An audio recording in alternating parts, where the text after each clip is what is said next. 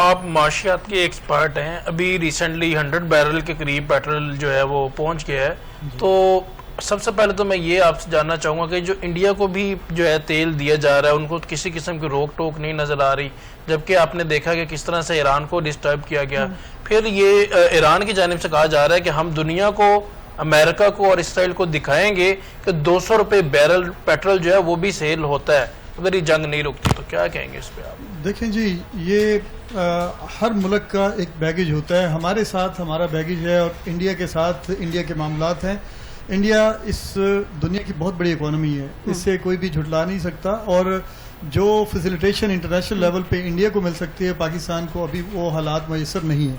لیکن جہاں تک آپ نے بات کی کہ $200 پر بیرل کی، تو اس میں کوئی شک نہیں ہے اگر یہ جنگ اسی طرح چلتی رہی تو یہ معاملات یہاں تک پہنچ سکتے ہیں.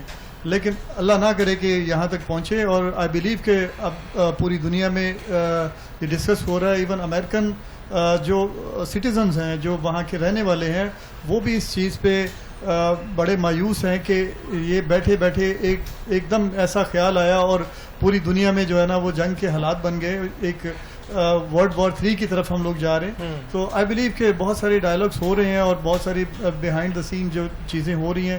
آگے آنے والے چند دنوں میں دیکھیں گے کہ معاملہ ٹھیک ہوں گے.